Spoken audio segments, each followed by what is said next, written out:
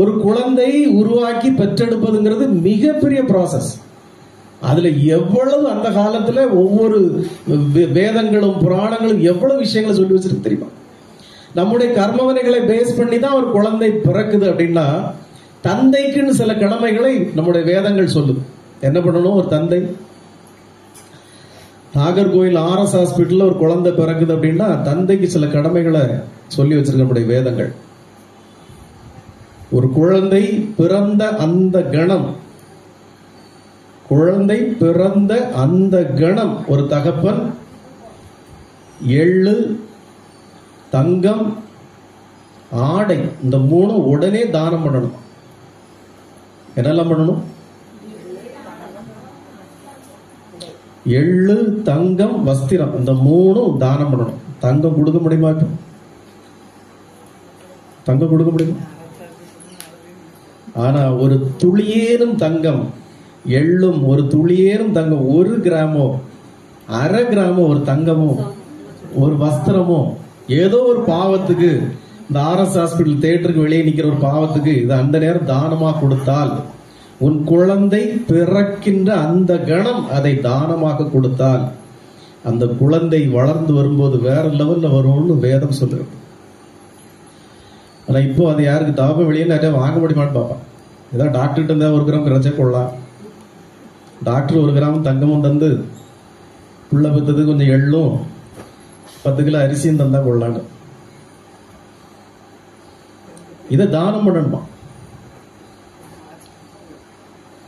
முதல் தடுப்பூசி குழந்தைக்கு என்னது? வேதம் சொல்கிறது. முதல் தடுப்பூசி குழந்தைக்கு என்னது? முதல் தடுப்பூசி குழந்தைக்கு எது? முதல் உணவும் முதல் தடுப்பூசியும் முதல் எல்லாமே தாய்ப்பால். அந்த தாய்ப்பாலை தவறாமல் இத்தனை கணத்திற்குள் கொடுக்க வேண்டும் ஒரு சாஸ்திரம் இருக்கு. அந்த தாய்ப்பால் முதல் அந்த தடுப்பூசிய தாய்ப்பால் தாங்க. குழந்தை உணவு உண்ணுகிற 6வது மாதம் முதல் உணவை அரிசி சோறோ ஏதோ ஒன்றை, இங்க அப்படி இல்லை.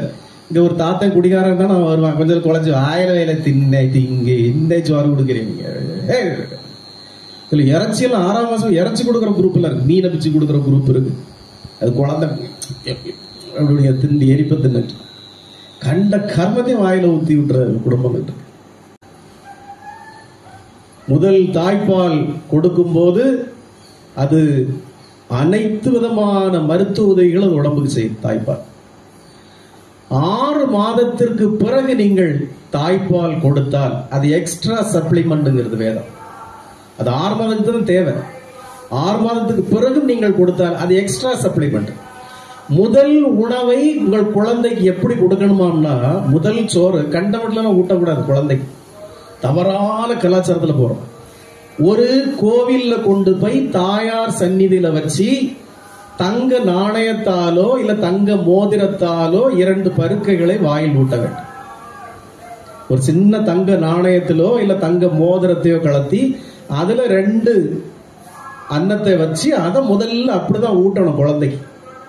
இது அந்த தாயாரே அமுதம் ஊட்டுவதற்காக சமம் என்று நம்முடைய சாஸ்திரங்கள் சொல்கிறது.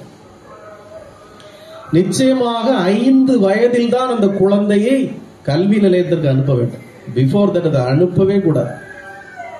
அந்த 5 வயது வரை அந்த குழந்தைக்கு நீங்கள் வீட்டில் கற்பிக்க வேண்டிய விஷயங்கள் ஏராளமாக உள்ளது. 5 வயது வரை.